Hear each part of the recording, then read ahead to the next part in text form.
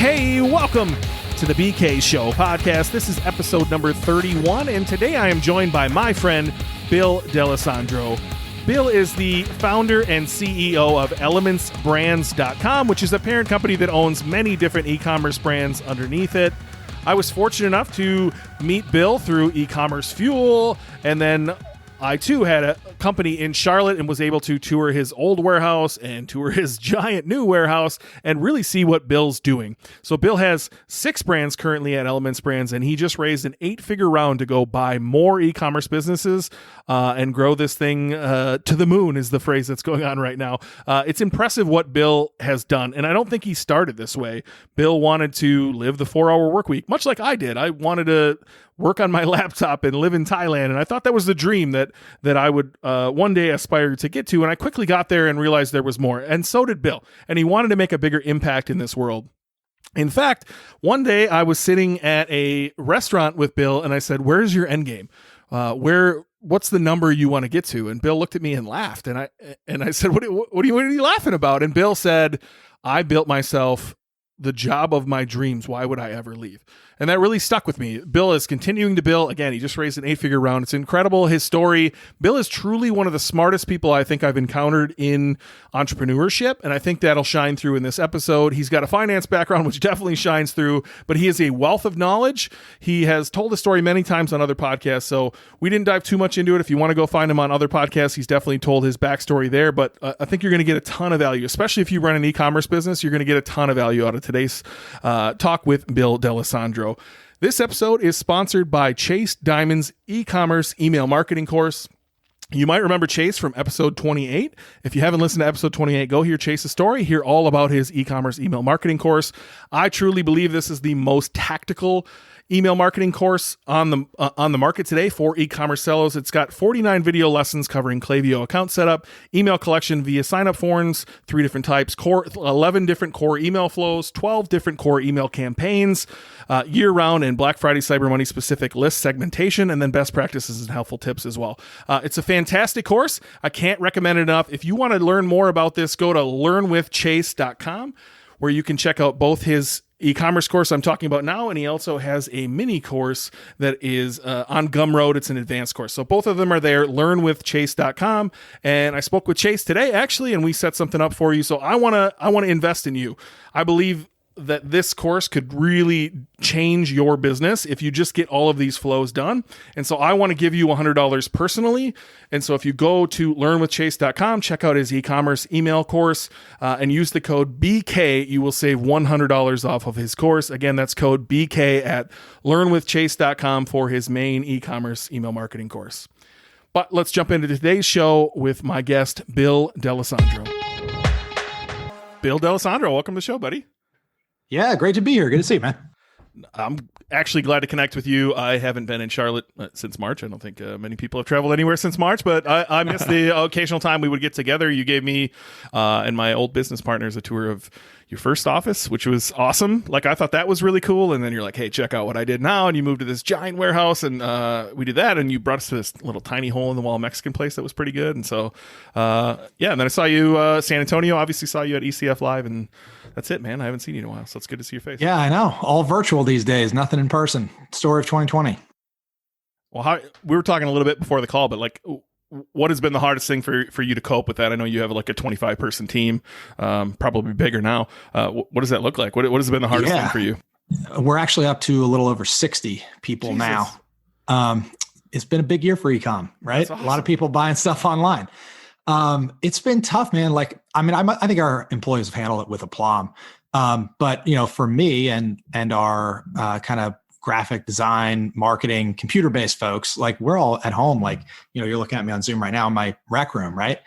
And it's lonely. Like, I don't necessarily consider myself an extrovert, but in the few times I have been in the office the past couple months, to see our ops team and to kind of walk around, wearing a mask and everything. But it's just a thrill to be there. I realize I love the office. Like, we've built a cool office. Like, I love going in there to work with smart people. And, Zoom is great, but it's just not the same. So I can't wait until we can safely get back there and see people. As somebody who always went to the office, did you find it hard being at home to like build a new schedule, new habits to get, into flow. Look, I can see behind you is a giant couch, and I can imagine, you and your kid playing around back there. Like it has to be, it's a different scene. It's just a different setting. For me, it was hard in the beginning. Yeah. So actually, weirdly for me, it was not hard. I didn't realize how often people popped into my office and interrupted me. My 9-month-old son pops in occasionally, but far less frequently than my 25-year-old marketing employees. So it actually hasn't been that bad. See, that's been the hard part for me. Well, look, I always worked at home, but now, the wife's home and there's 2 6-year-olds doing their ABCs and counting to 100 and, having a good time here. It's been difficult to, stay focused on the screens and keep working in flow without being interrupted. So I guess we have a little bit of an opposite experience. Yeah. Well, I'm sure if I had a few more kids, it would get worse. I'm sure that's coming. Look, hey, I want to jump right in. Like your story has been told on many podcasts. I think we talked before the show. I don't normally like people to just do their same spiel, but I do want to hear your story. I think introducing you would be great. Qualifying you would be even better. How many brands do you own? What's your revenue at? Obviously, I would assume 2020 exploded that for you. Yeah, so I'll keep this under 60 seconds. So my business is called Elements Brands. We are a direct consumer e-commerce brand holding company. So that means we buy brands from entrepreneurs. We try to take them to the next level. So we have 5 brands in the portfolio now, down from 8. We sold our 3 smallest brands in 2020 to focus on our larger brands.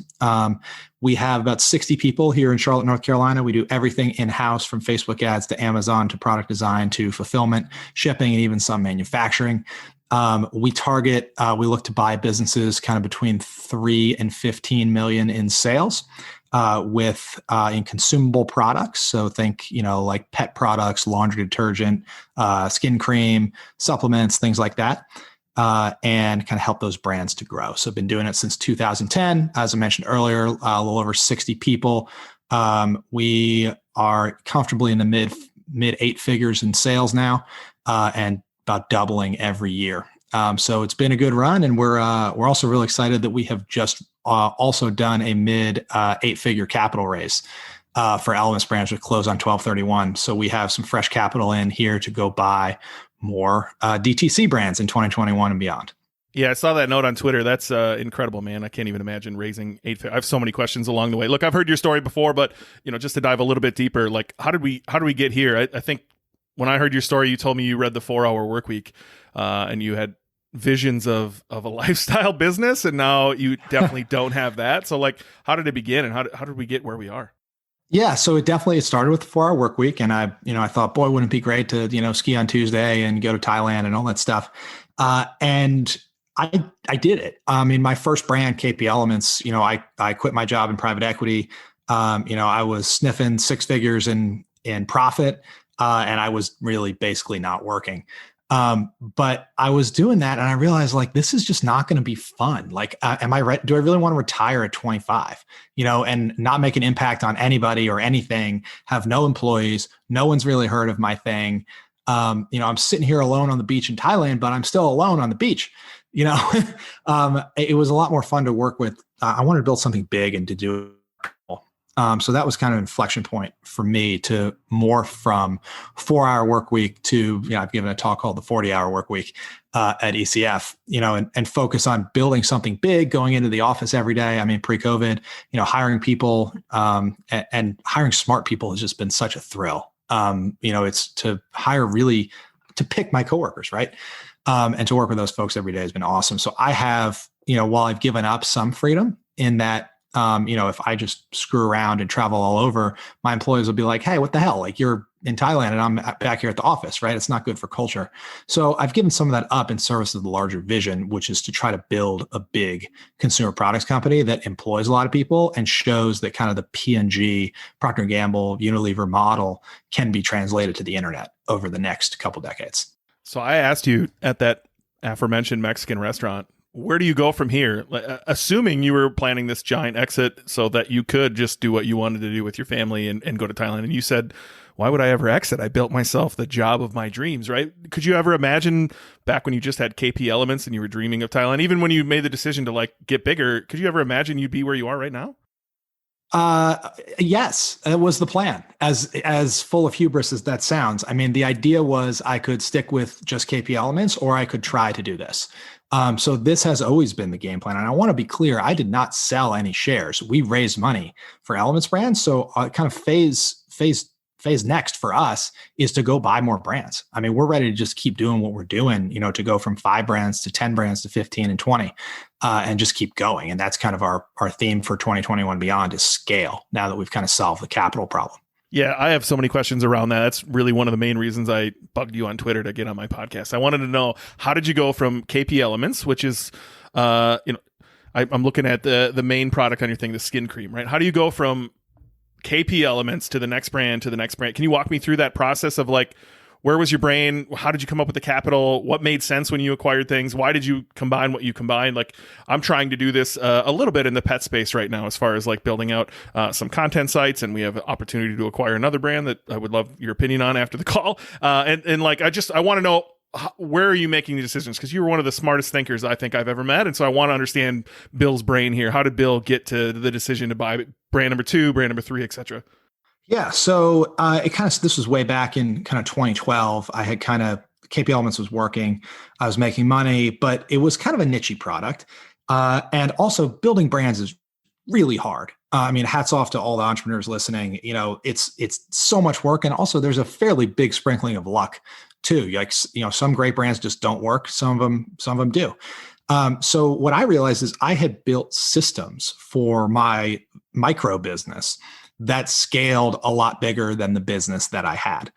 And based on my finance background, I thought, what if I could scale this business inorganically? What if I could find other businesses that are not run in as sophisticated a manner as I'm running my business, with systems, right, and scalable process?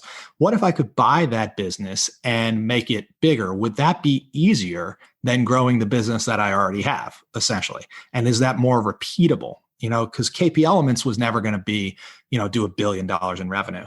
But maybe could I do $1 billion in revenue on the back of my systems by buying other brands? And that was kind of the big shift for me.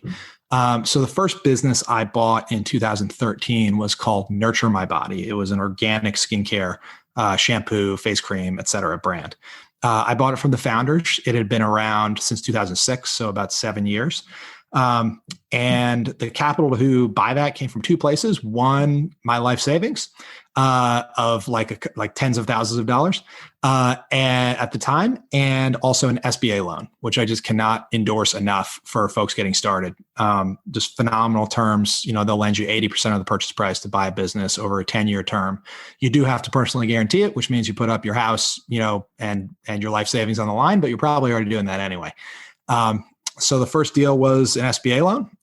And I actually used SBA loans for the first three acquisitions that I did over the next couple of years, until 2016, when I was kind of faced with a choice.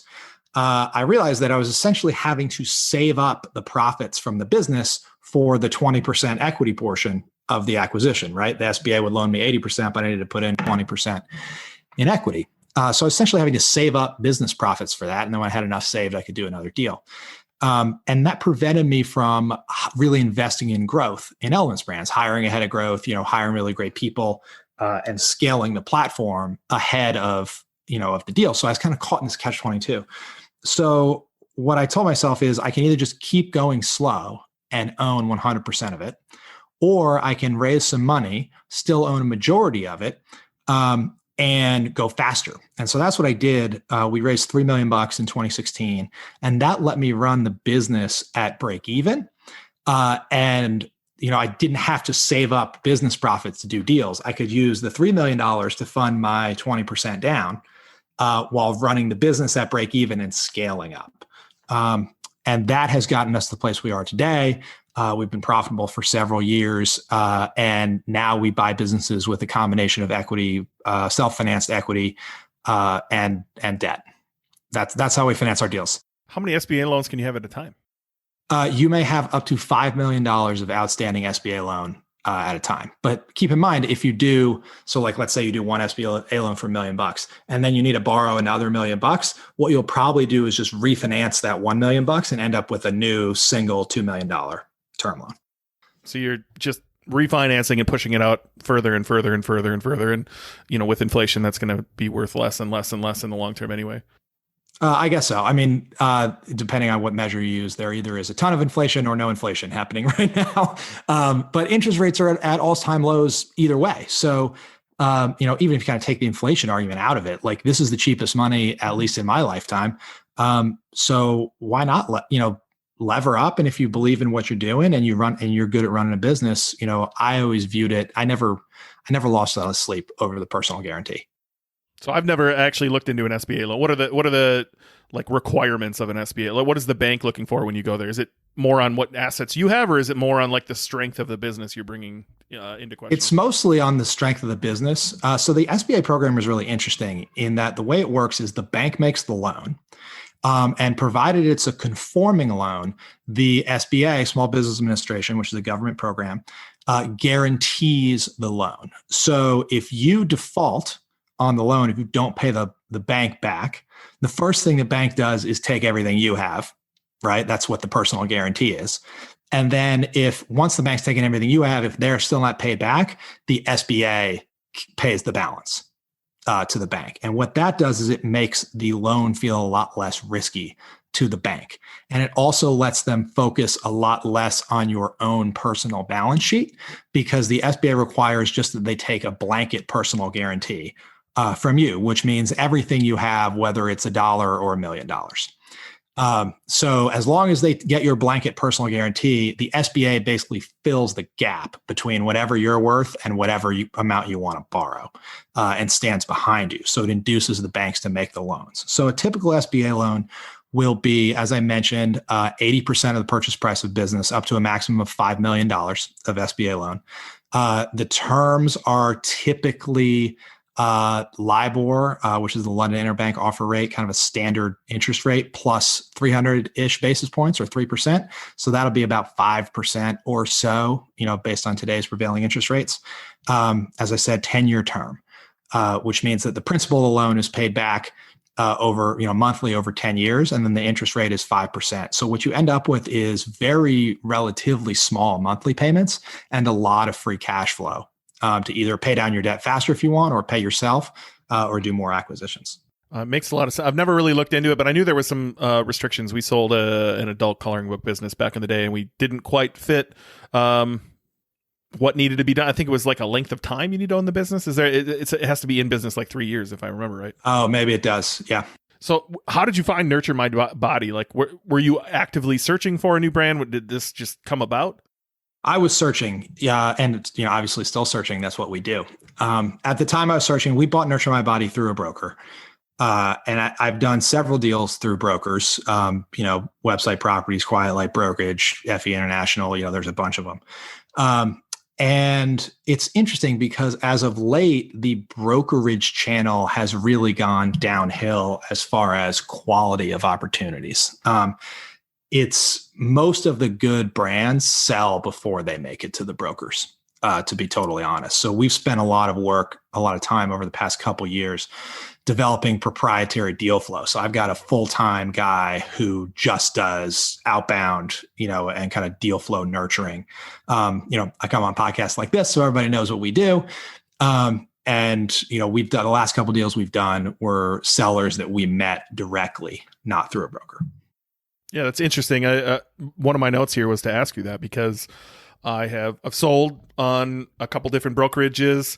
I've considered buying on some, but every time I get into the listing, there's fluff, for lack of a better word, right? Like some brokerages tend to not take the last 12. They'll take like the last 8 because it better reflects the profit of the company, even though the 4 before that are just awful months, right?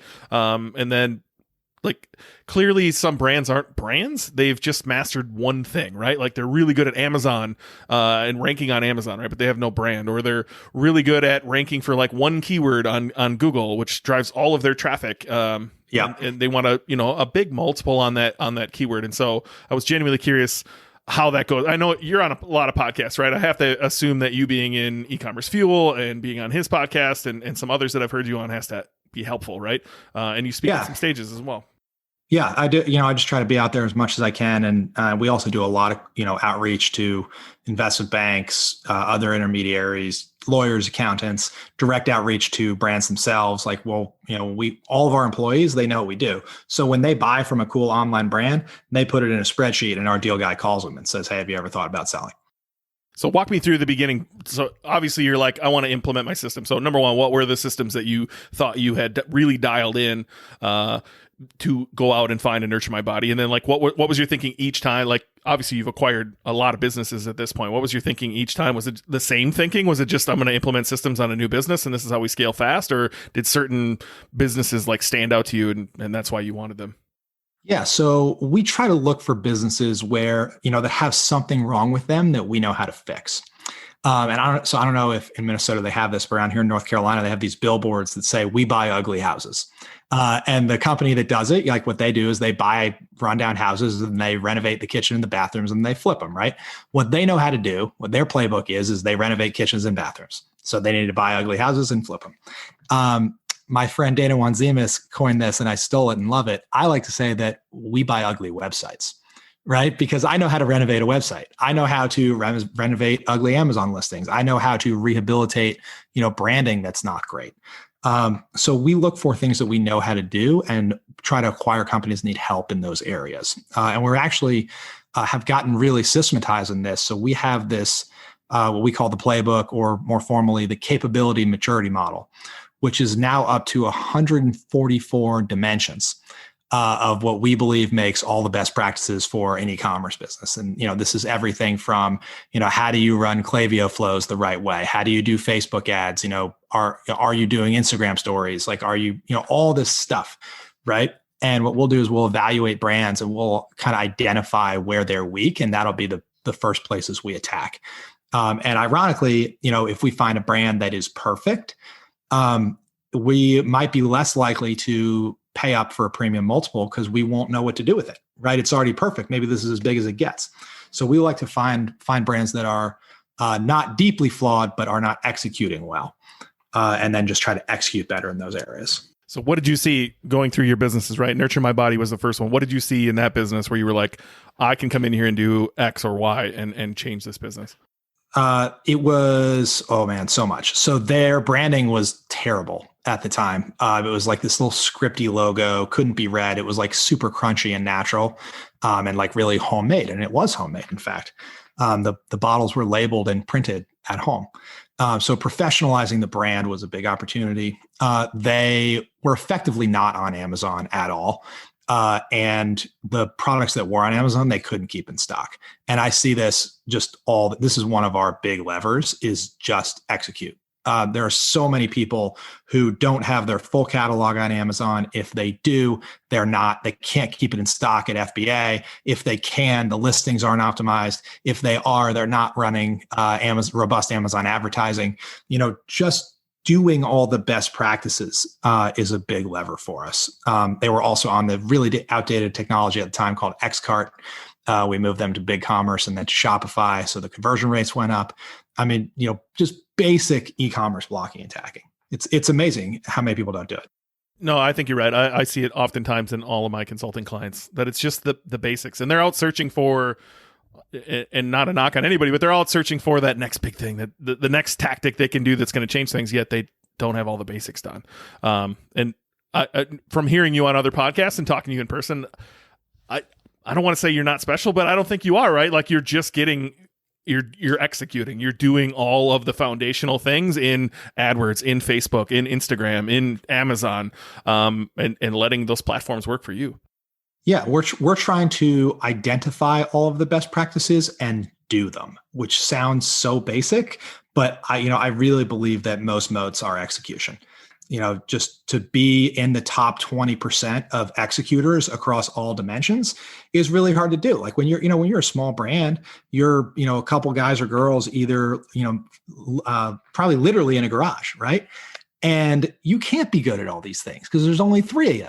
You can't be an expert in Facebook ads and Amazon ads and SEO and Klaviyo email flows and all this stuff, right? But we have some scale, so I can hire an ex-Amazonian to run our Amazon program, right? I can hire someone out of an agency that thinks about Facebook ads all day and now just works on our brands all day. Because we have some scale, we can go deeper. And because we have specialists, we can generally out execute the generalists.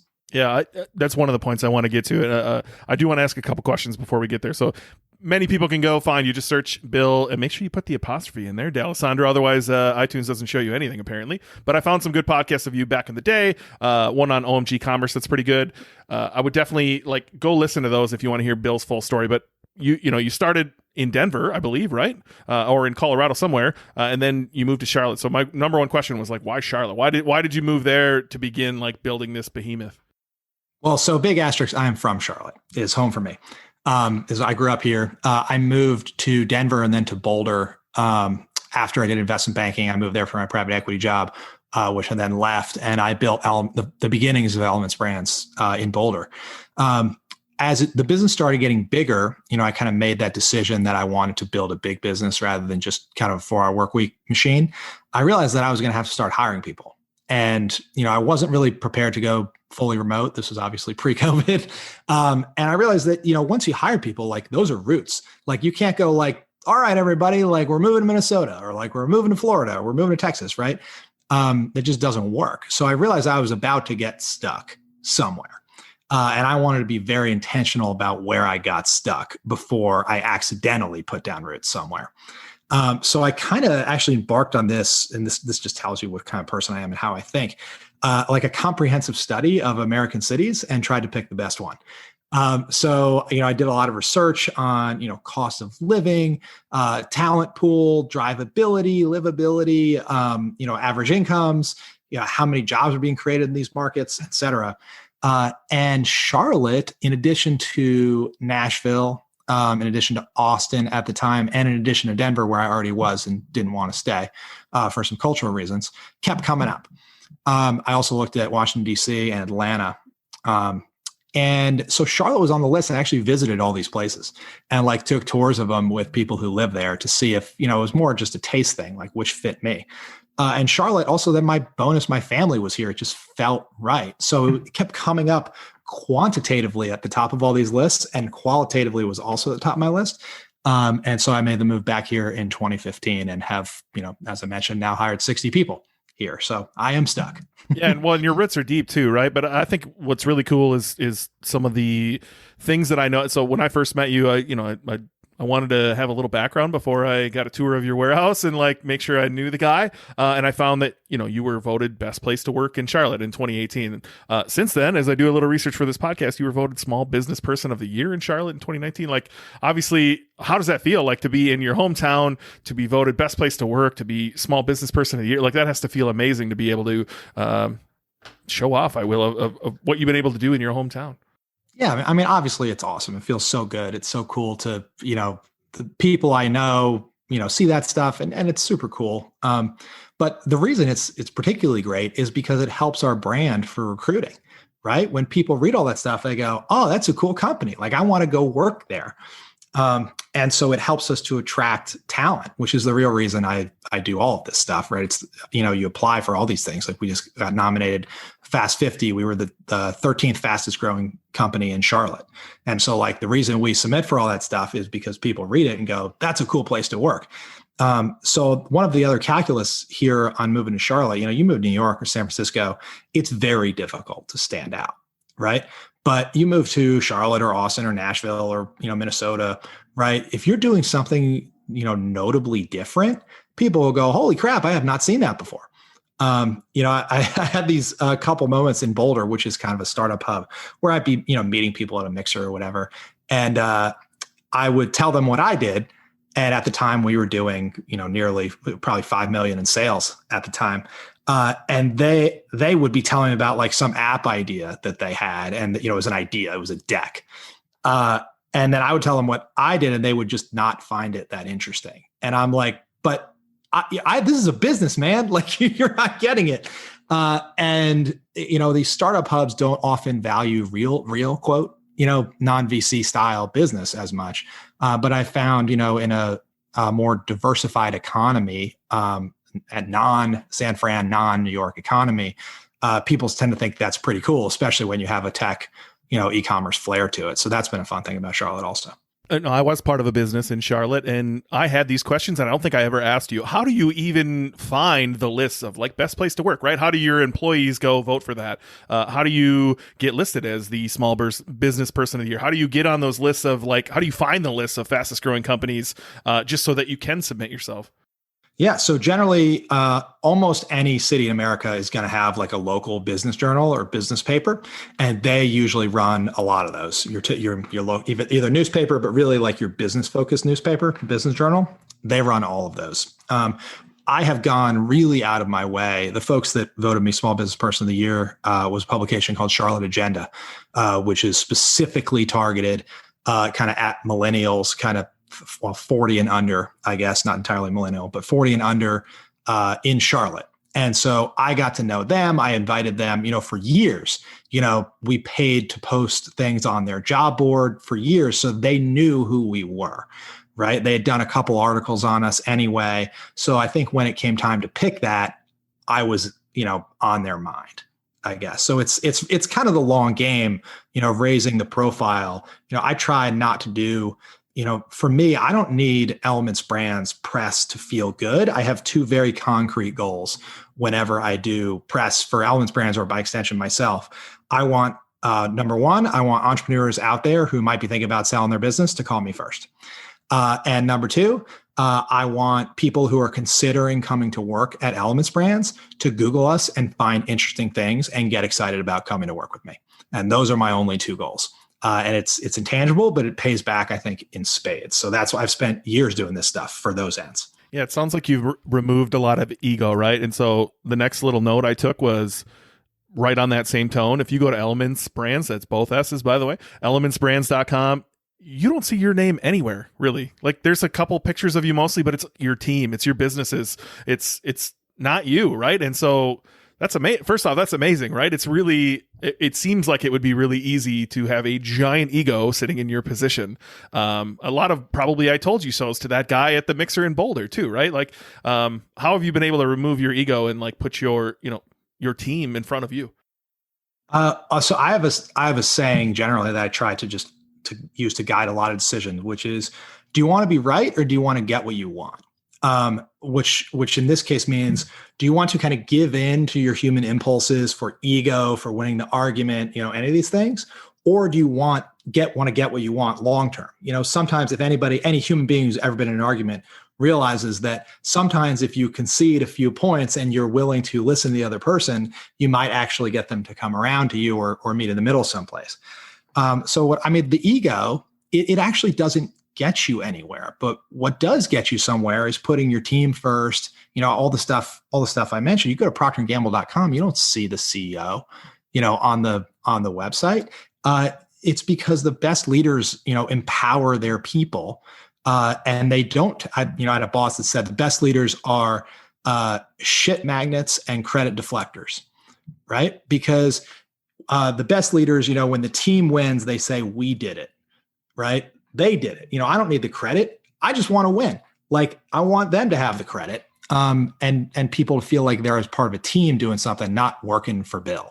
Yeah. So how do you find talent? I got to ask that, right? Like you've acquired eight businesses. Is that accurate? 8 along the way, right? Over roughly 8 years. And you're growing really fast. And I'm self-proclaimed on this podcast, and anybody that talks to me, I don't like agencies. I think they're worthless as far as like they give you 4 hours a month and you can do better on your own. However, the price to like hire the agency is going to be less than to hire the person. And then if you really want the best person, it's going to cost you a whole lot. So like, number one, how did you deal with that as you grew, right? How did you bring in the right talent and not go broke? And then like, how do you find the talent? You just said an ex-Amazonian running the Amazon side of our business, right? How do you go find that talent? Are you poaching it places? Is this all part of the giant PR strategy, as you said earlier? It's so critically important to find the right people. I kind of say that for Elements Brands, the inputs to the machine that makes the Elements Brand sausage is capital and deal flow and people.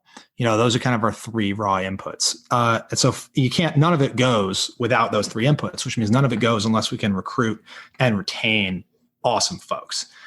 In the earlier days of Elements Brands, I solved that problem kind of through brute force because I couldn't afford to pay for the best people, right? So I had to take chances on young, scrappy people and say, sit next to me. Like, we're going to learn it together. I put them through online courses. I was taking in everything I possibly could and trying to, vomit it back to them. And so I train people. Now, eventually, like, that's hugely time consuming. That's for when you have more time than you have money.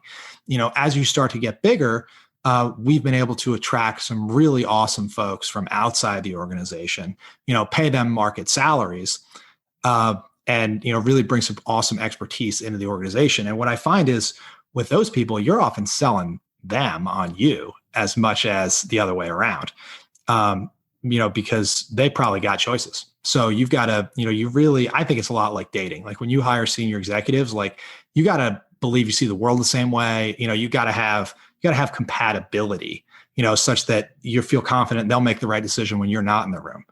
You got to have, it's much less about what's your resume say and much more about projecting what the next 5 years of their resume are going to say with you. Like, is this a person you give more and more and more responsibility to? Where was that transition point from scrappy to seasoned? Was it after that first raise? No, I mean, it was gradual, honestly. Like, and you start, and it's a mix, because like some stuff's harder to train than other things. Some stuff is easier to train. And, the job market, for example, I don't want to train somebody to be a CPA, right? So when we needed an accountant, I needed to hire somebody who was actually an accountant. I didn't want to train that. But we could go for longer with me training Facebook ads folks, because that's my wheelhouse. So, when we have an organization that's a little bit more complicated, it's not just like, okay, we're not training anybody anymore. Now we're just hiring outside people. It's definitely not like that. And we still hire, super scrappy folks and train them. But sometimes when you got a hole that needs filled, and you just need to bring in an expert, it's nice to be able to have that choice.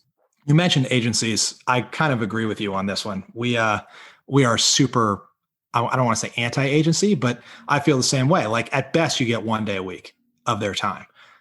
So you're never the top idea in that agency's mind at all.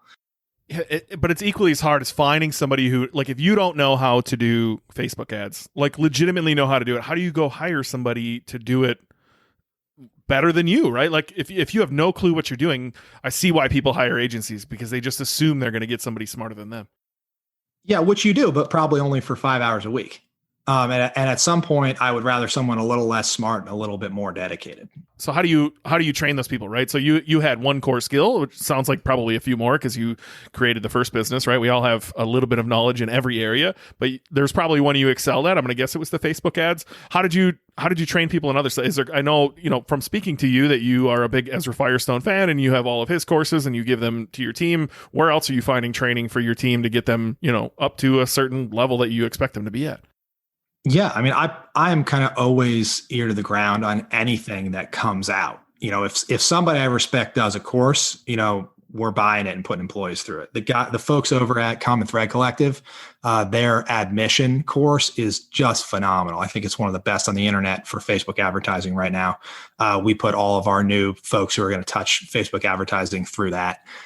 There's also 1 or 2 copywriting courses we'll put people through. On the ops side, we've sent people to kind of pre-COVID, we'll send them to networking stuff so they can meet other people in their industry, right? I try to set folks up, like right now, actually, Tal Moore and Dave Stickland from E-commerce Fuel, their director of ops, I'm going to kind of set her up with my director of ops as, kind of mind meld, right? The two of them, so they can learn from each other. So I'm trying to set up kind of mentorships for my team. If I can't get it for them, they got to get it somewhere else. Because I want to bring that knowledge into my organization. What are the copywriting courses, just out of pure curiosity? Like, I'm a big fan of Taylor Holiday. He was on episode 7 as well. If you want to listen to Taylor, big fan of Common Thread Collective and Taylor in general. But what are the copywriting courses you're working with? The one that we've used for a while is called with double K's, the copywriting course. Is by Neville. His last name escapes me. Medora. Yes.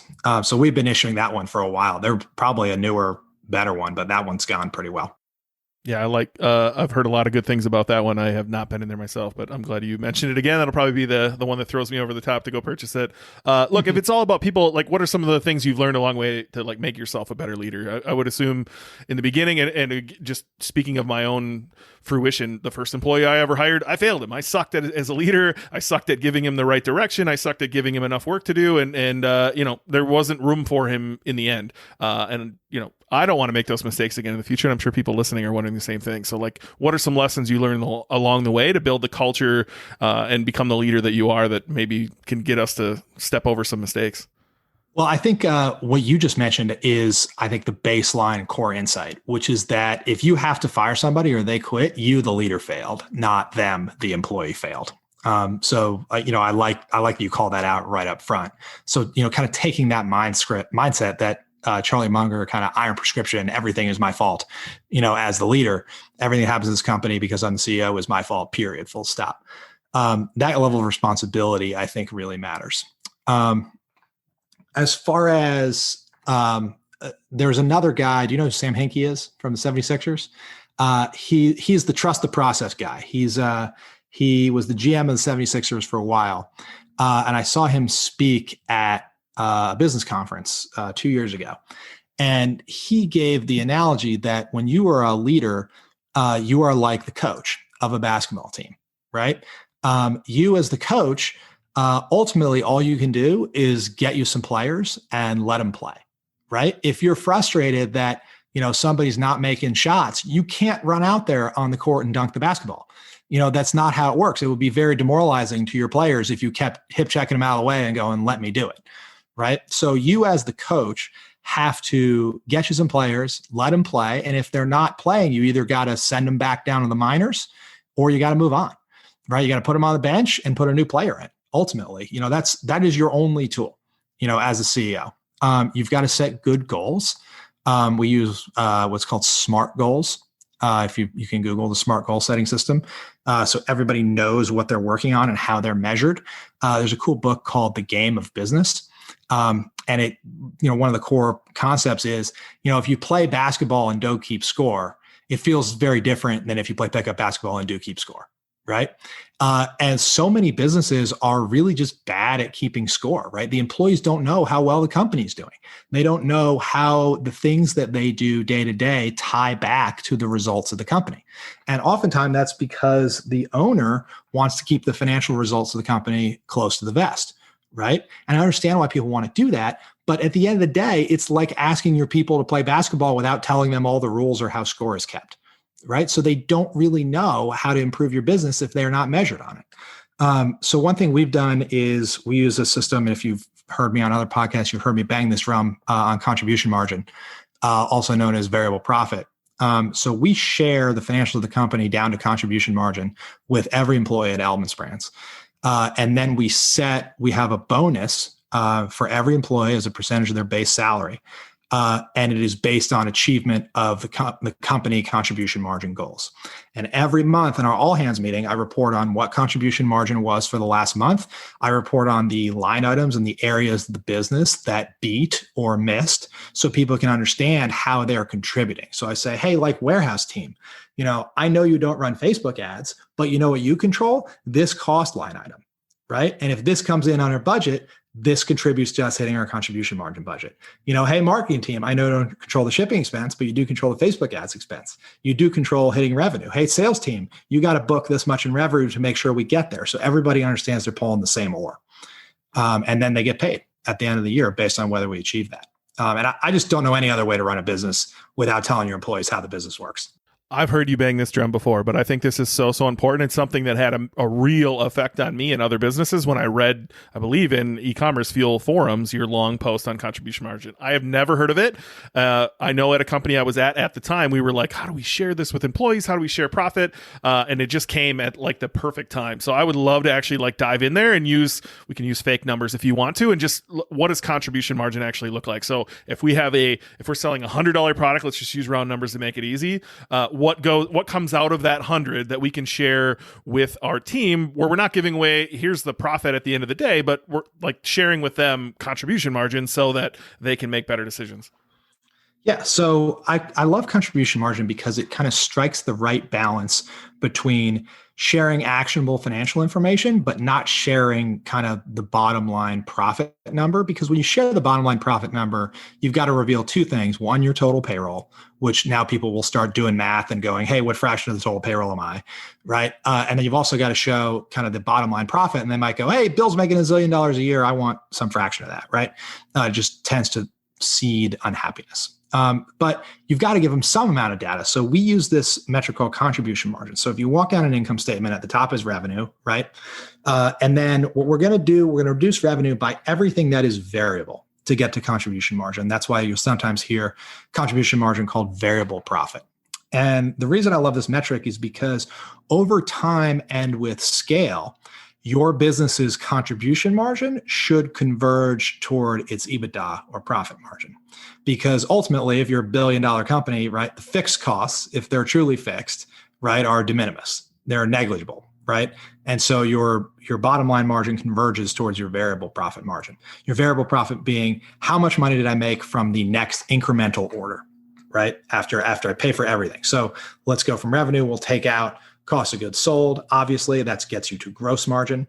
And then everything else bridges you from gross margin to contribution margin. So I put in any cost that I incur with every order. So credit card processing. We put Facebook ads in there because Facebook ads are designed to sell product, right? If we want to stop selling product, we stop running Facebook ads. That's variable. Amazon ads, Amazon commissions, cost of cardboard and tape, cost of postage, cost of any outsourced customer service because we pay for it by the minute with our call center, right? So we do more orders, we have more customer service. And ultimately you come up with some judgment calls. People go, well, should I put my forklifts in there? Because eventually I'll need more forklifts. I say, you only put it in there if you suddenly stopped having orders tomorrow, if you could sell all the forklifts instantly and that cost would go back down. If it's a one-way ratchet, if the cost just goes up with more orders, but doesn't come down, that is a stair-step fixed cost. That's not a variable cost. So true variable costs go up and down with your orders. If you stop getting more orders, you would stop consuming cardboard, right? You would stop consuming postage and Facebook ads. So I see this from Marcus Lemonis on The Profit. Are you actually like going into the warehouse and clicking your stopwatch and saying, all right, it takes Bill 42 seconds to box up this hourly, and you're taking 42 seconds of his hourly wage and adding that to, like, how granular are you getting here? So we're actually going to start doing not that literally, but almost that in 2021. Because we've got folks in operations and they spend some of their day packing boxes, they spend some of their day manufacturing product. And I want to know how much of their labor to put in cost of goods and how much their labor to put in contribution margin. So I can then compare how much does it cost me to ship versus a third-party logistics company. And I can benchmark and see if we're doing well. Not because I want to flip to outsourcing to them, but I know that if I can pay them that price and they make a margin, we ought to be able to do it for cheaper, right? Or at least the same price. So we are starting to do that. Our business is a little bit more complicated too, because we have multiple brands. So, for each of our currently 5 brands, we will try to allocate, like if you're packing all day, I've got you, how many hours did you work? How many orders did you pack? And how many orders for each brand? And then we will allocate your day's work to each brand, right? So we have a P&L contribution margin for each brand. And so how are you relaying that to your team, right? Because your contribution margin from Amazon ads is going to be different than your contribution from Facebook ads, your contribution margin on an Amazon sale versus a website sale versus an SEO sale. Like, it's all going to be different, right? And so are you blending that and then sharing it with the team and you're trying to hit a blended number? And if so, what is a good blended number? Or are you breaking that out? And do you mind sharing like some goals you try to hit on each channel? Yeah. So our goals are set on a blended number. But we report it actually by 3 channels. So we break our business up. In addition to by brand, we also break it by channel. Channel being .com, Amazon, or wholesale. So those are kind of the 3 channels. And we can slice and dice our income statement. So I can say, show me rock and green on Amazon, show me rock and green on the .com, show me rock and green wholesale. But we set our goals based on the total company blended contribution margin for the year. So I don't care about kind of the mix between brands or channels, because ultimately we just got to hit the number, right? That's what I care about. So having looked at a ton of e-commerce brands, I would say, and again, it depends on how you calculate it and what's in and what's out. But generally, contribution margin, if you include all the advertising, all the Amazon fees, all the shipping, all the credit card processing, et cetera, but you don't include really any salaries. A good contribution margin would be kind of 50% or so, which then leaves you, say, 30% to spend on salaries and rent and all your fixed costs to get to a 20% EBITDA margin.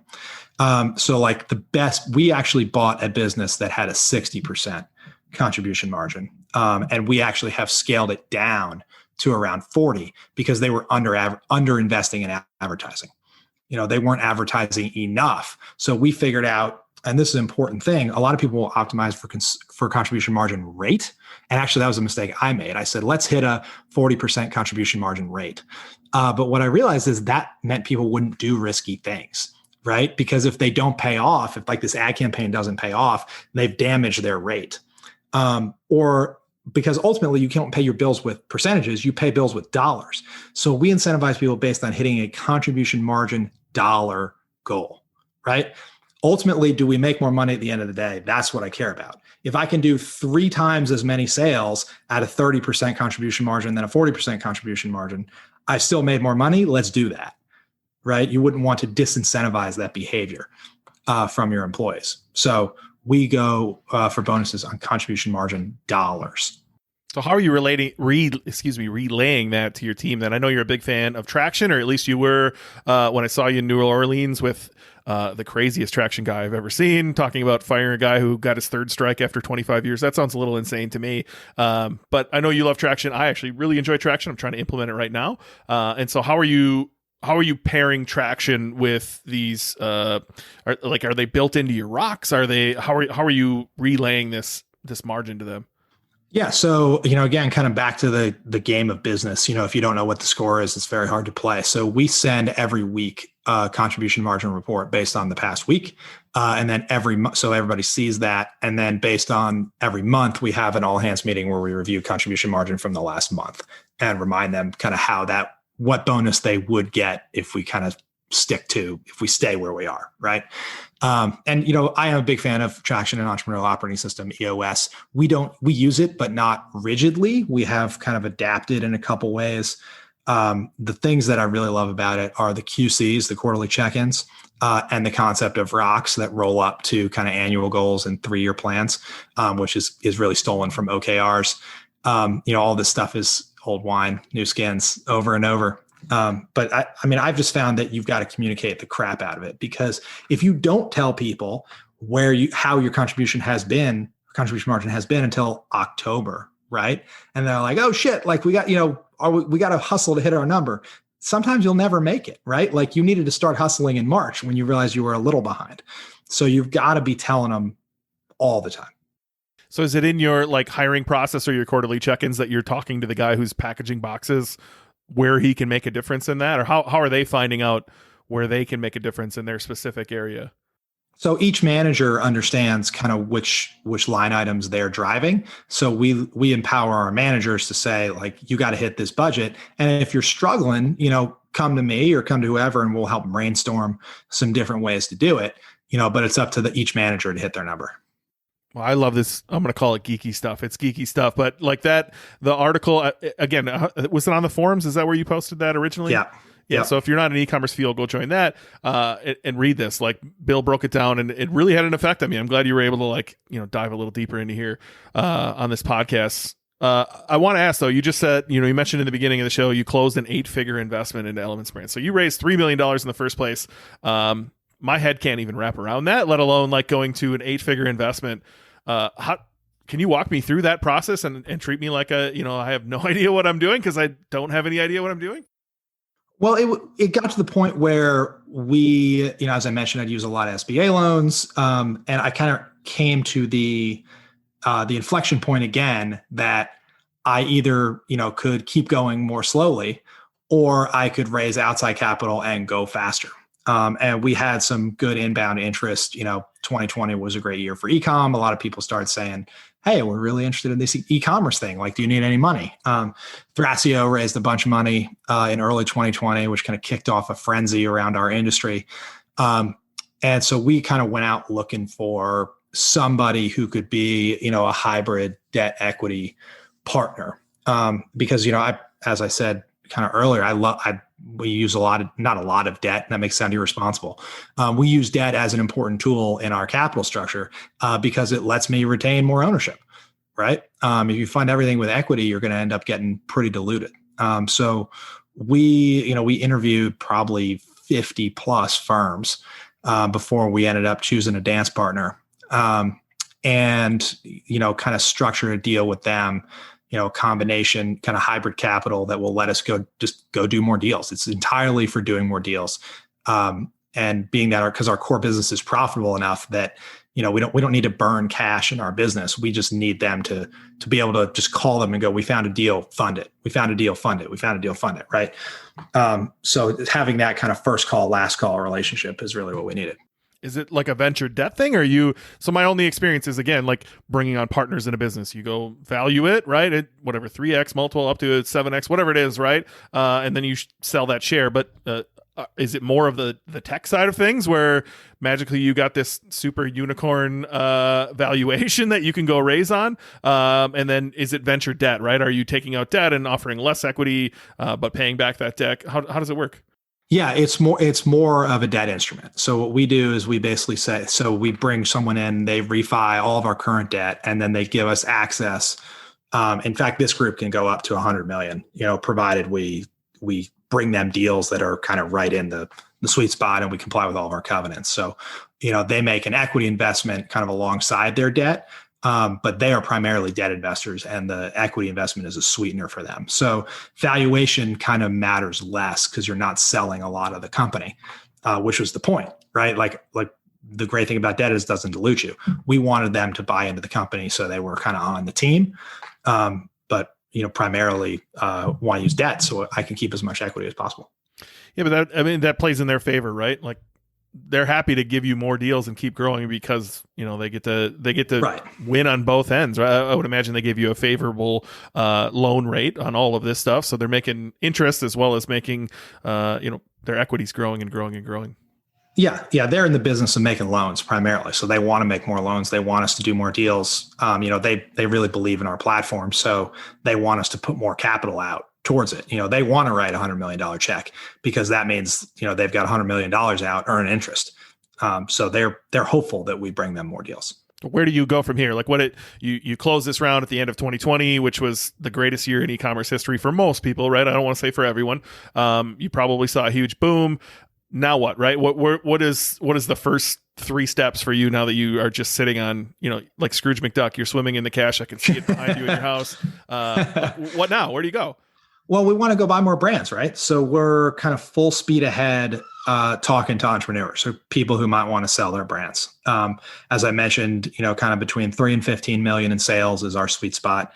We love consumable products. So I do podcasts. We're doing a whole bunch of outreach. We're trying to do, between 2 and 4 deals in 2021. And so, our business works. Like we really believe we've got the systems. Now it's just a matter of putting one foot in front of the other and doing more deals. That leads me nicely into your new podcast called Acquisitions Anonymous, which you're doing with a couple other gentlemen. This has slowly become one of my favorite podcasts. You guys are clearly just like shooting from the hip here, bringing deals, talking about the deal. I think it's awesome. I could listen to this stuff all day. I wish you actually did longer shows or did more shows. I think it's incredible. But can we talk through what makes a good acquisition in your eyes? So if you're trying to get 4 next year, what's the ideal business look like for you? Yeah. So the podcast is fun because it's not just e-commerce. I'm like the e-commerce guy. And then there's Michael Girdley, who's a SaaS guy. And then Mill Snell, who's more of an industrial guy. We talked about a dumpster business last week, which was a really fun episode. We had an entrepreneur on who owned one, and we kind of talked about what it was like acquiring dumpster businesses. So, me being just sort of a deal guy generally, I just love to look at businesses that are for sale. I'm just interested in different businesses and business models. So for us, though, at Elements Brands, we have a fairly rigid or strict, we know what we're looking for. We know what excites us. If your business doesn't fit this, it doesn't mean it's bad business. It just means that, we're not the right dance partner for you, right? There are lots of good businesses that don't fit our model, but we are trying to be coherent in what we do.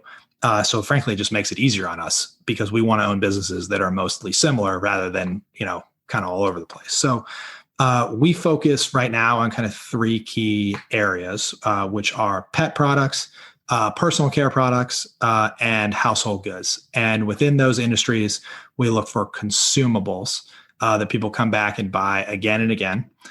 We look for branded products, obviously, that do less than 50% of their revenue on Amazon and have been around for at least 5 years. So we're looking for, this is not a venture firm. We're not funding startups. If you've got some great idea, there's lots of people you can raise money from. That's not what we do. What we do is if you want to sell your whole company, it's been around for 5 years and you want to go do something else, that's a great fit for us. I mean, you might want to stick around and, maybe work on some of our other brands, but, you're going to become an employee because we're going to buy you out, 100%. That's what we do. It's much more like private equity, but it provides a great exit opportunity for an entrepreneur who's been busting his or her butt for 5 to 10 years. And they say, hey, I'd like to take some money off the table. Maybe I'd like to go to the beach, or maybe I'd like to start something new. And I don't know how to get out from under. I've created all this value, but now I'm trapped in it. Right. I'd really rather go back to that startup phase and start something new. But I don't know how to do that because I can't flush what I've already done. So we help, entrepreneurs monetize that and say, we'll take it from here. And then they can go do whatever they want to do.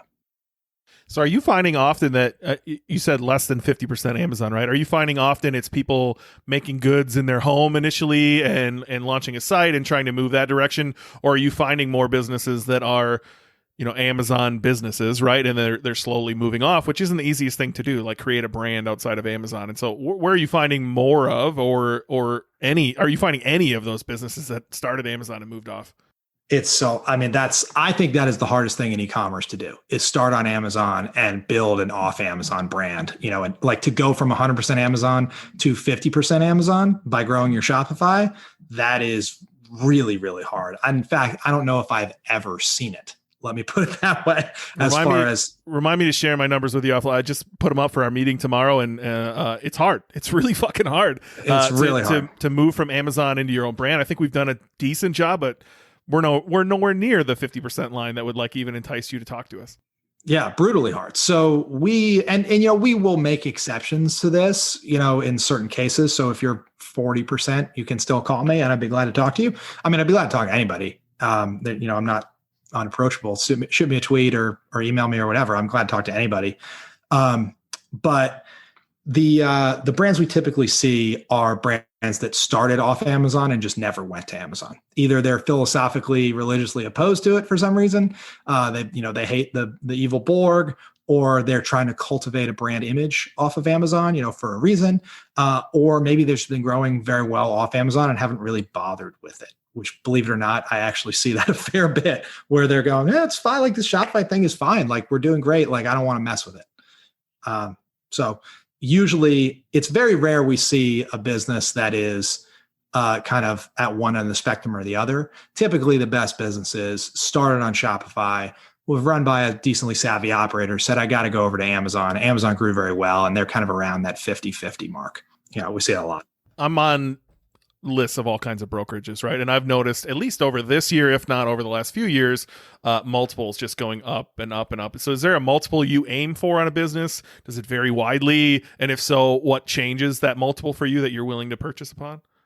Yeah, I mean, it like one of the, everybody wants to know, what is my business worth? And, you can't answer that question without looking at your individual business. Every business is as much art as science.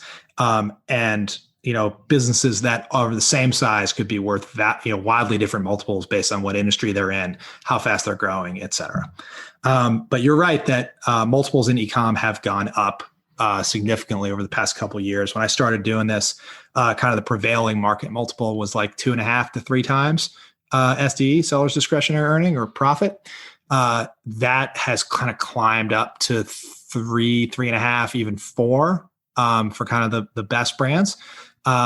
Things that will get you a higher multiple if you're selling your brand is more .com sales, less Amazon sales, faster growth.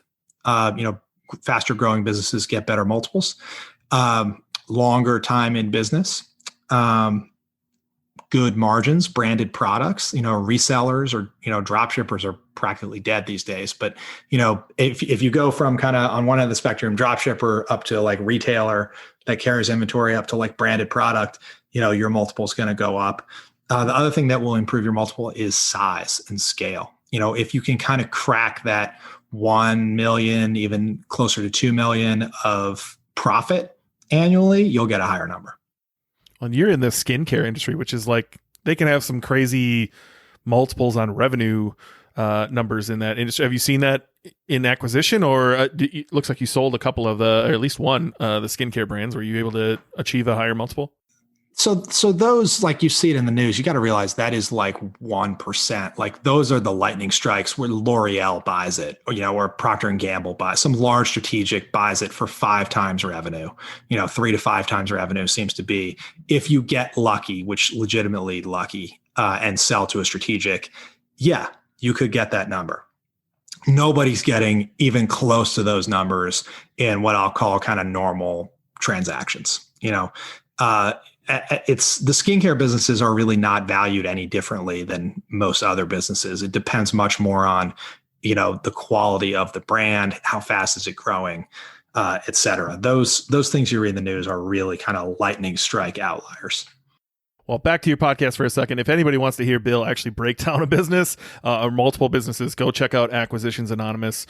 I think my favorite one, I don't know the exact episode number, was like a tourist town newspaper. Did I have that right? Is it newspaper? I thought that, like, I very much love Jay Abraham, right? I love that he can go into one industry, see what's working over there, and bring it back. Look, e-commerce is my home as well, but I want to go to other industries and learn how and why they're doing things, and then be able to, bring that back to my own. So, I thought that was literally one of the coolest businesses I had ever heard of just publishing, and literally just selling ads in a tourist city newspaper. Yeah, that was fun. It was like basically, like one of those quote unquote newspapers you would see in a coffee shop, like in the dispensers, and their primary audience was like tourists, and their primary customers were realtors buying ads for kind of the houses in the town. And so this was a business that was for sale. And the whole thing, Acquisitions Anonymous, is we do it on a no-names basis. So we get some information about the business. We discuss it on a no-names basis. So it lets us really kind of dive in without offending anybody or exposing their secrets. So you can go to Acquisitions Anonymous if you want to read the background. But we do everything from that to dumpster businesses, to Amazon e-commerce businesses, to construction businesses, kind of everything, to give you a sense for how to analyze a deal kind of regardless of industry. Yeah, where are you guys finding all those? Obviously, you three are very different people. Like you said, from a dumpster business to an e-commerce business. That's why I like the show. You guys are all over the place. But where are you guys finding these to even bring them to the show? Well, we get them as part of our jobs, right? So like I'm looking at e-commerce businesses all day long, at Elements Brands. And Michael looks at SaaS businesses all day long as part of his business, Dura Software. And Mills looks at kind of these industrial businesses all day long because he does private investing. So we're just kind of coming across these. And when I find an interesting one, I just kind of earmark it and I send it to the guys and then we discuss it. So it's kind of, we don't have to do a ton of like advanced legwork. It's just kind of like a synergy with our regular jobs. Yeah. How did you meet both of those gentlemen? I think Mills is near you, if I'm right. Yeah, we met on Twitter though. All three of us. Yeah, I'm a big Twitter fan. Met some phenomenal people on Twitter. So yeah, Mills is in South Carolina. I'm in North Carolina. And Michael is in Texas and San Antonio. But we met on Twitter and just kind of hit it off and then decided to put this together. Like we winged it. Like we decided to do it and we're on Skype or on Zoom rather, like a few days later. Just started banging out the episodes. So people seem to like it. No, I like it a lot. It sounds like based on what I've seen that you're growing pretty fast there too. Is there an end goal or is it more just PR for you guys each to say, hey, we buy businesses? We have no goal at all. Like it's, we enjoy doing it and helps the PR generally. So we're just going to do it until we get bored with it. So I have a feeling this might be the same exact answer, but I've seen you on stage at E-commerce Fuel a couple times. Your hard thing about hard things talk was incredible. If anybody's in ECF, and I don't even know if that was recorded or not, but that was one of my favorite talks I've seen. You just really, bare bones saying this can suck sometimes to be the CEO. But I've seen you on stage at Ezra's Mastermind. I think you mentioned Steve Chu earlier, perhaps, that you were on his. Others. You're the only speaker I know that has nothing to sell. And I genuinely want to know why. Like, why do you continue to go on stages and spread your message and you've never built anything behind it? You're a really smart guy. I think you you could crush the information product business or at least do some consulting or anything. Why are you on so many stages, Bill, without selling anything? So a couple things. One, it helps me think because like I bust my balls before those talks. Like I spend a ton of time refining my own thinking for these talks, right? Because it's high pressure. I go on stage in front of these audiences, these people I really respect, like these are audiences of my peers and I really want to bring value. So the work that I put in, it kind of forces me to put work in. It sounds the same, but like when I finish the talk, I'm like, wow, this is pretty good. Like I almost listen to my own talk. It makes me distill, the things that I believe into succinct, ways to communicate to other people. And the other reason I do it is because I've gotten so much out of communities, and to me, it's just like purely a way to give back. Like I feel like I've had, I've been very lucky to have some success. I have had success because of stuff I've learned from people and, other guys who were willing to get on stage. And so I kind of do it as an altruistic, I like to give back. And then you ask why I don't sell anything. And frankly, just because I hate gurus, like I just can't stand it. I did a course one time. It was a ton of work. And like, I just did not like it very much at all. And I'm also just nauseated by the guys that are, like, here's this advice and also buy my course. And so I would rather just shoot from the hip, not worry about what I'm saying. And also it's just work to do a course. Like I got enough work, like I think I can make, the money I want to make by succeeding in Elements brands. I don't need a longer lever than that, so I do the talking, the speaking to help me succeed at Elements brands, not through some ulterior motive to make extra money. I just rather make more money in Elements brands synergistically. That makes sense. I can relate to I don't want to be the guru thing. I used to sell courses as well. And it was frustrating for people to put me on a pedestal as if I was different. And the reality is I'm not special. I don't think you're obviously one of the smartest people I think I've ever met, but you're not special either. You're just doing the work, right? Like I'm just doing it, man. Yeah. Like we're all just out here sitting down on our computer one day at a time, right? We're all connected to the same internet. Like we're all got the same everything. So yeah, I would rather just be friends with folks than guru, because guru is a lonely place to be, right? Like, you can walk into a room and like, nobody feels like they could be friends with you, because you're like untouchable. I would much rather be one of the guys. Look, to be fair, I used to do that with almost all of the people I looked up to. I thought they had something I didn't have until I met them. Most of them turned out to be, I don't want to say insane, but boy, are they incredibly flawed. And I'd say I put you up on that same pedestal. The day that myself and my two other partners walked into your old office, I was sweating profusely and breathing heavily. Like it was like you were this guy who had done it, right? You had gotten so much farther than where I had gotten, and I think I put you up on that pedestal as well. Well, but like I'm actively trying to tear myself off that pedestal, or I take you guys to the crappy Mexican restaurant and sit down and hang out. Like it's not fun to be on the pedestal. I'd rather just have buddies, and to be able to hop on and shoot the shit. And as soon as you start selling stuff or you start, trying to be the guru, you can't do that anymore. So I get more value out of making more friends. And like you and I shoot the shit offline about, stuff that has helped me in my business and hopefully stuff that's helped you in your business. I'd rather have that. I think that's more valuable than making a few bucks on a course. Yeah, but at the same time, there's a million Bills out there, right? There's a million people who just don't know what to do next or the next thing to do or how to get started. And so there's no urge from you to like go help those people in some way, shape or form beyond getting on these stages that are, basically in some sort of private mastermind, right? Yeah. I mean, so one of my resolutions or goals, I should say, for 2021 is to write more. So like, I mentioned I go on all these podcasts, but I do very little public writing. So I'm going to try to write once a week in 2021 about topics like this, about contribution margin, about buying businesses, all that stuff. And I have a bunch of content from my private talks that I can repurpose and use, but I am going to try to kind of scale it because like I'd like to scale it, but I would rather get paid in connections and reputation rather than dollars. Yeah. I think, I would like it if you shared more too. I went to your website, before this call and I put in my email. I was like, oh, he's got an email list. I put it in and it was like, you're already on here. And I'm like, I've never got an email. I don't know how long I've been on here. Yeah.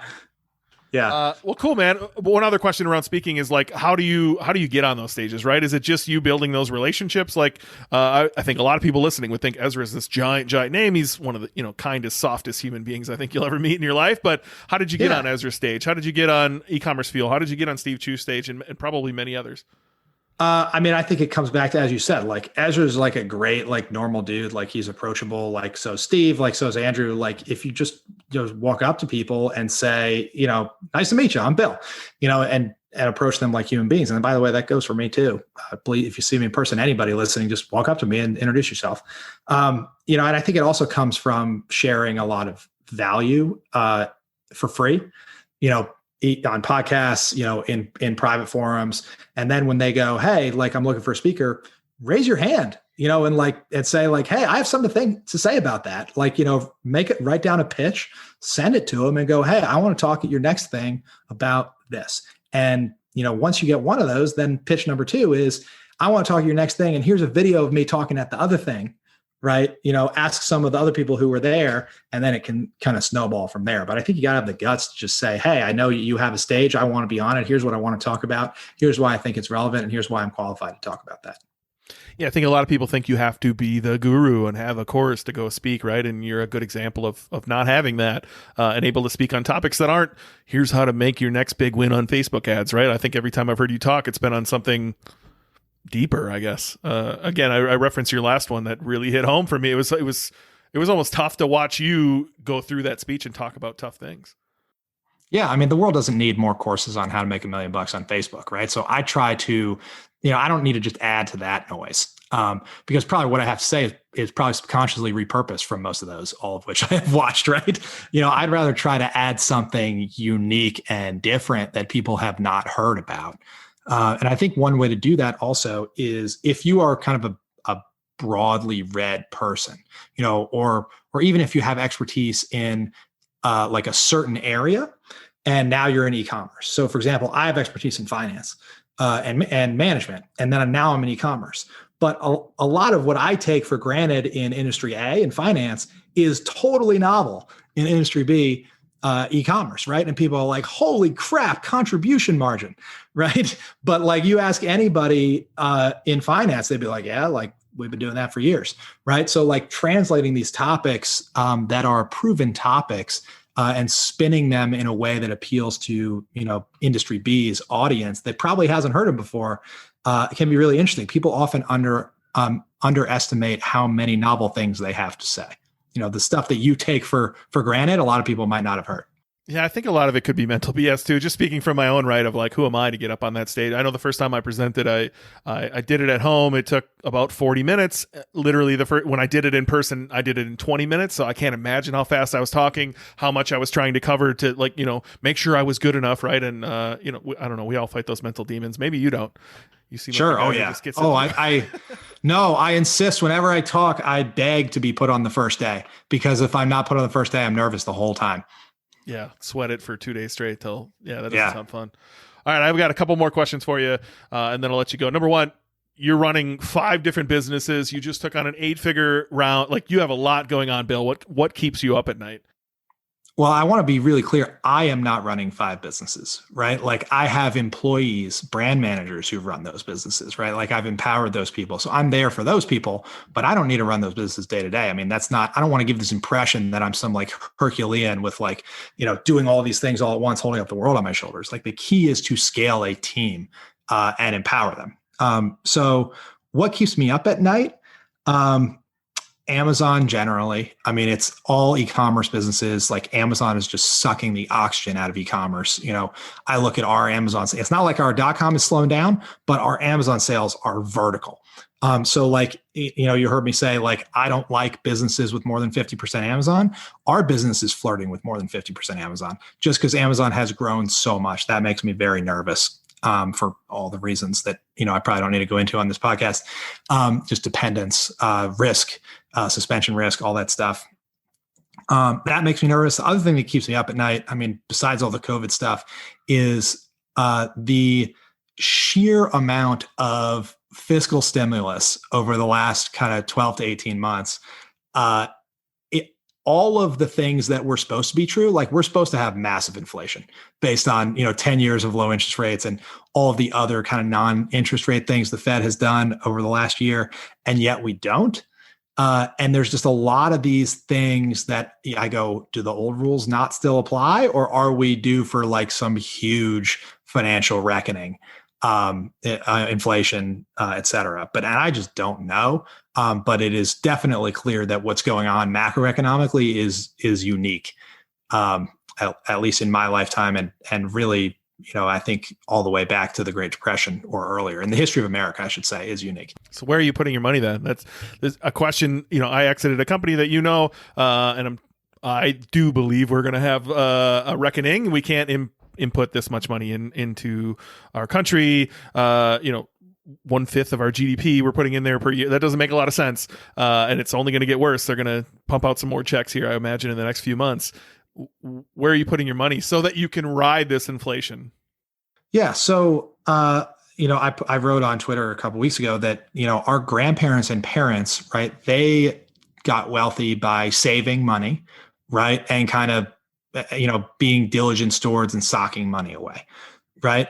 If you are young today, you're not going to get rich that way because inflation is going to inflate your savings away. You can't just put money on the mattress. You can't just put money in an interest-bearing checking account, right? You need to own assets with leverage, with cheap leverage, right? There's really cheap leverage out there.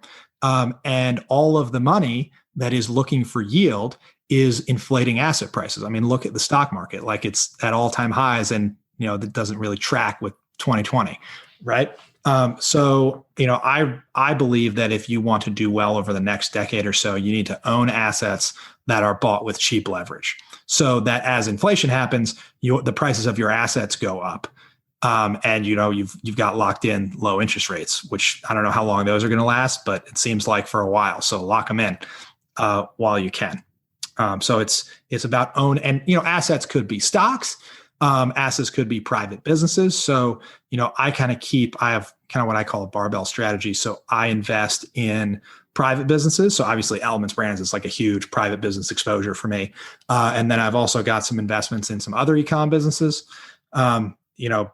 businesses that my friends own that I feel like I can influence, I can help them, there's some level of control there.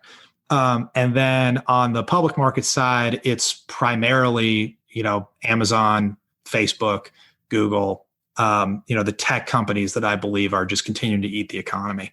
And then I always keep some liquid cash, both for emergency, but also in case I need to make a quick investment. That option value of cash is really important to me because some of the best opportunities come with short fuses. And if you're not liquid, you can't pursue. Yeah, I come from such I don't want to say poor. I was pretty poor growing up. And, I watched my dad take out one credit card with 0% interest to pay off the other credit card that was just about to run out of his 0% interest. He called it robbing Peter to pay Paul. And so I didn't know any better. And I've, air quotes, got out, and now I'm trying to learn this whole thing from scratch. And it's interesting to hear different people's takes. I think everybody has a different opinion on what to do with it, right? It's interesting to hear yours. I definitely believe the asset thing. I'm just trying to figure out, where is that? Is it a house down the street? Is it an apartment complex in the Twin Cities? Is it businesses where I actually have knowledge that I can do things with? Is it buying fractional ownership into some other businesses of people I know I can help? But I don't need to be there every day. Yeah, I believe strongly in staying in your circle of competence. So, for example, like if I'm going to make a direct investment, like I'm going to do it in a place where I have an unfair advantage, where I know more about this deal than the average bear, right? If I don't, one thing, for example, I don't know more about than the average bear is real estate. There are people that are way smarter about real estate than me.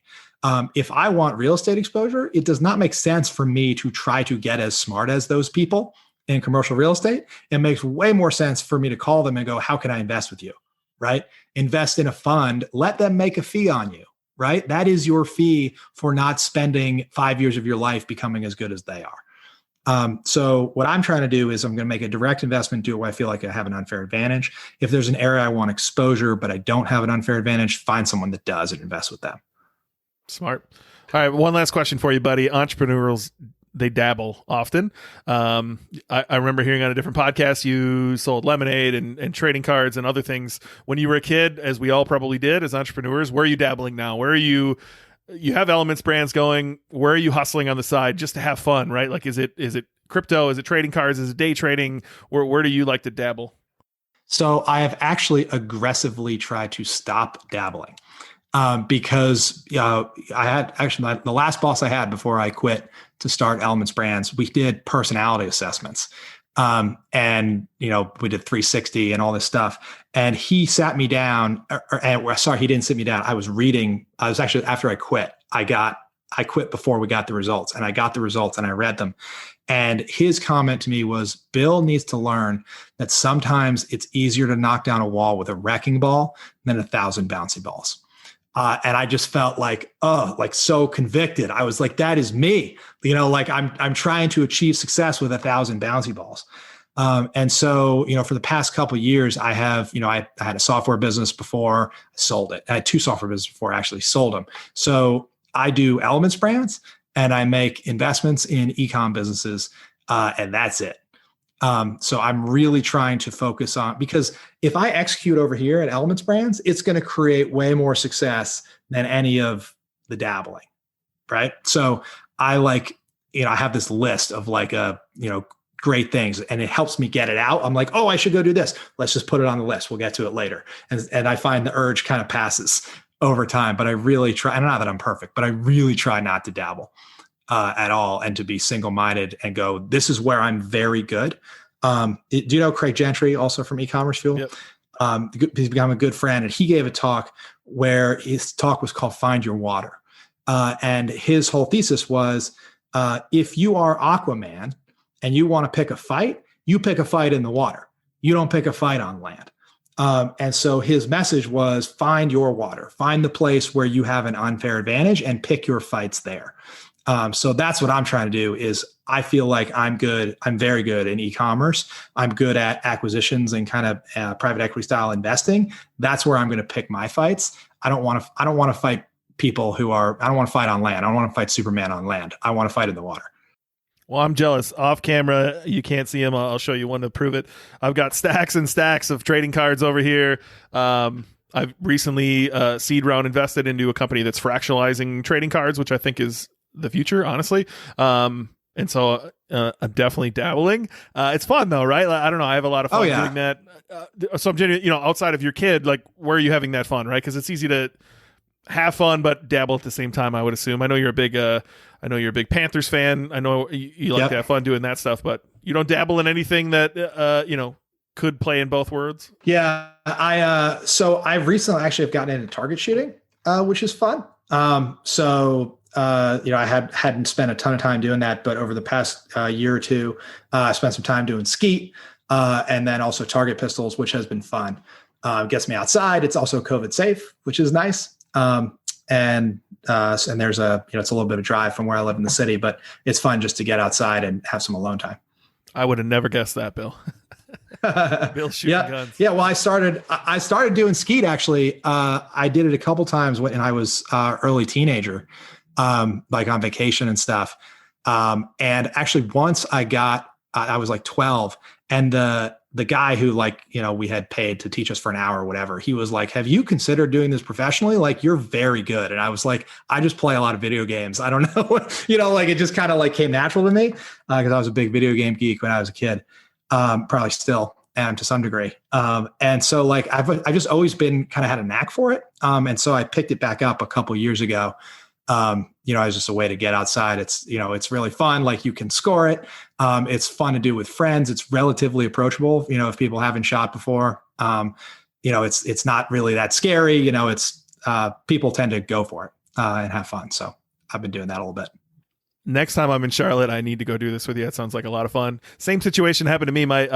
I was not raised around guns at all. We couldn't even have super soakers in my house. My mom would not allow it. And so I would sneak away, in my teens and go to my friend's house and shoot crows or something stupid like that. And then eventually I had 2 buddies go to gunsmithing school. They have some, honestly, guns that scare the shit out of me, if I'm honest with you. But they were shooting clays out and I hit it every single time. And they're like, have you done this before? I'm like, no, it's just...